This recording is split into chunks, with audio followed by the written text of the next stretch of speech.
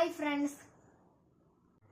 Friends, എല്ലാവർക്കും സുഖമെന്ന് കരുതുന്നു. കഴിഞ്ഞ 2 വീഡിയോകളിലും ഞാൻ തന്നെ ചോദ്യവും ചോദിച്ചു, ഉത്തരവും പറഞ്ഞു. ഇന്ന് ചോദ്യം മാത്രമേ ഉള്ളൂ, ഉത്തരം എനിക്ക് അറിയില്ല. നിങ്ങൾക്ക് ആർക്കെങ്കിലും അറിയാമെങ്കിൽ ഒന്ന് പറഞ്ഞു തരണേ. വലിയ കണക്കൊന്നുമല്ല, വെറും 1000 രൂപയുടെ ഒരു പ്രശ്നം, അത്രയേ ഉള്ളൂ. ഈ വീഡിയോ ഇഷ്ടപ്പെട്ടെങ്കിൽ സബ്സ്ക്രൈബ് ചെയ്യണം, ലൈക്ക് ചെയ്യണം, കമൻറ്റ് ചെയ്യണം, പിന്നെ ഷെയറും ചെയ്യണേ. അല്ല, ഞാൻ കാര്യം പറഞ്ഞില്ലല്ലോ, പറയാം. എനിക്ക് കടയിൽ നിന്ന് കുറച്ച് സാധനങ്ങൾ വാങ്ങാനുണ്ടായിരുന്നു. കയ്യിൽ പൈസയൊന്നുമില്ലല്ലോ. എന്തായാലും ടൗൺ വരെ പോയി വരാം. ഞാൻ പോകുമ്പോൾ വഴിയിൽ വെച്ച് എൻ്റെ കൂട്ടുകാരൻ സാവിയോയെ ഞാൻ കണ്ടു. നിൻ്റെ കയ്യിൽ പൈസ വല്ലതും ഉണ്ടോ? ഞാൻ അവനോട് ചോദിച്ചു. അവൻ എനിക്ക് ഒരു 500 രൂപ കടം തന്നു. ഈ പൈസയുമായി ഞാൻ കടയിലേക്ക് പോകുമ്പോൾ അതാ കടയിൽ നിന്നും സാധനങ്ങളും വാങ്ങി എൻ്റെ മറ്റൊരു കൂട്ടുകാരൻ ആഗിൻ എതിരെ വരുന്നു. അവൻ ചോദിച്ചു, നീ എങ്ങോട്ട് പോകുകയാണ്? ഞാൻ പറഞ്ഞു, എനിക്കും കുറച്ച് സാധനങ്ങൾ വാങ്ങണം. പക്ഷേ സാവിയോ തന്ന 500 രൂപയെ എൻ്റെ കയ്യിൽ ആകെ ഉള്ളൂ. ഇത് തികയുമോ എന്ന് അറിഞ്ഞുകൂടാ. അപ്പോൾ ആഗിൻ പറഞ്ഞു, എൻ്റെ കയ്യിൽ ഞാൻ സാധനം വാങ്ങിയതിൻ്റെ ബാക്കി 500 രൂപയുണ്ട്. ഇതും കൂടി നീ കൊണ്ടുപോക്കൂ, പിന്നെ തന്നാൽ മതി.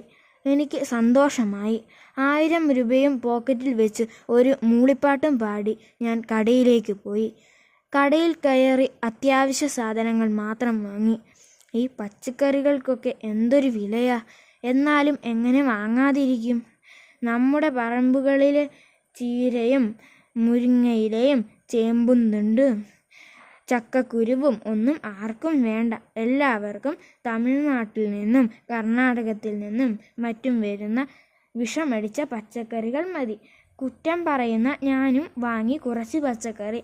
കടക്കാരൻ ബില്ല് തന്നു. മൊത്തം 300 രൂപ. എനിക്ക് ആശ്വാസമായി.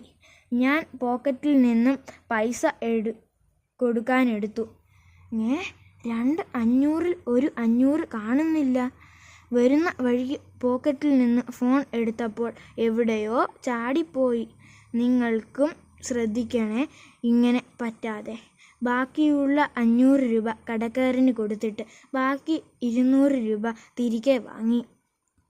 സാധനമെടുത്ത് വീട്ടിലേക്ക് നടക്കുമ്പോൾ എനിക്ക് ആദ്യം പൈസ കടം തന്ന സാവിയോയെ കണ്ടു. 200 രൂപയിൽ നിന്ന് 100 രൂപ അവന് തിരികെ കൊടുത്തു. ബാക്കി 100 രൂപയും പോക്കറ്റിൽ വെച്ച് മുന്നോട്ട് പോരുമ്പോൾ രണ്ടാമത് പൈസ കടം തന്ന ആഗിനെ ഞാൻ കണ്ടു. ബാക്കി 100 അവനും കൊടുത്തു. ഞാൻ വീട്ടിലെത്തി വെറുതെ ഒന്ന് കൂട്ടി നോക്കി. ഇനി 400 രൂപ സാവിയോയ്ക്കും 400 രൂപ ആഗിനും കൊടുത്താൽ എൻ്റെ കടം വീടും. അപ്പോൾ മൊത്തം 800 രൂപ വേണം. അല്ല, അതെങ്ങനെ? 300 രൂപ കടക്കാരന് കൊടുത്തു. മൊത്തം 800 രൂപ ഇനി അവർക്ക് കൊടുക്കണം. അപ്പോൾ 1100 ആയില്ലേ? 800 + 300 1100. ആകെ 1000 രൂപയല്ലേ ഉണ്ടായിരുന്നുള്ളൂ. 100 രൂപയുടെ വ്യത്യാസം എങ്ങനെ വന്നു? അറിയാമെങ്കിൽ പറയണേ.